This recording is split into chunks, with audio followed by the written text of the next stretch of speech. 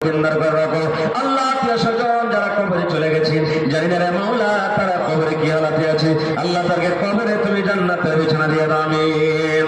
আল্লাহর নবী দিনের নবী গো, নবী ছিলেন দিনের দিওয়ানা। আল্লাহর নবী দিনের নবী গো, নবী ছিলেন দিনের দিওয়ানা। আচ্ছা আব্দুস সালাম কোনটা চলে গেছে নাকি? এটা মাশাআল্লাহ মাশাআল্লাহ, ভালো আছেন? अरे মানুষ কয় বাপ का बेटा सरस का घोड़ा कुछ नहीं तो थोड़ा थोड़ा। बाप 5000 দিয়েছে বেটা কেমন লেগেছে?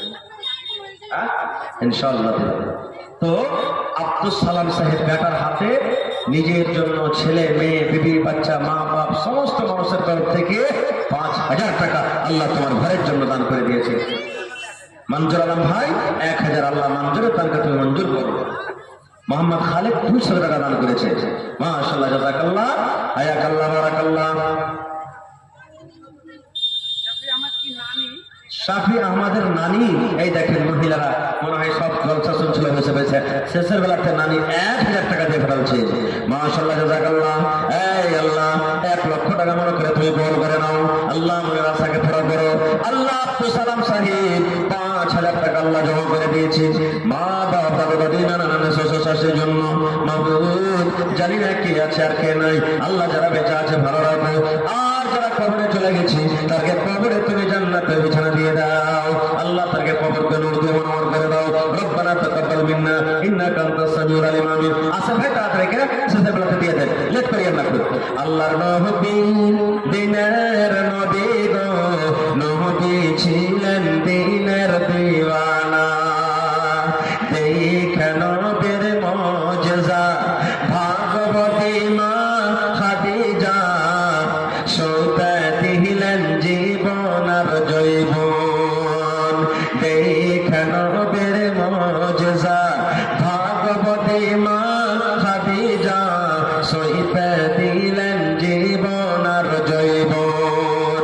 আল্লাহ নবী দিনের নবী গো, নবী ছিলেন দিনের দিওয়ানা।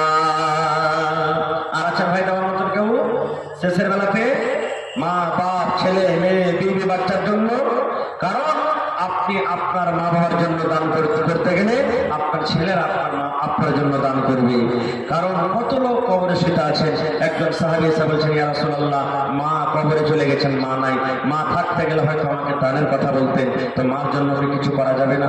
নবী বললেন, সাহাবী রে, মা কবরে চলে গেছেন, তোমার মায়ের জন্য তুমি দান করো, মসজিদ বানিয়ে দাও, মাদ্রাসা বানিয়ে দাও, একটা কল গেড়ে দাও, কুয়া গালিয়ে দাও, ইয়াতিম ফকির মিসকিনকে খানা দিয়ে দাও। এইগুলা করতে গেলে তোমার মায়ের কবরে আল্লাহ পৌঁছে দিবে। এই জন্য তুমি এই সমস্ত কাজগুলা করতে পারো।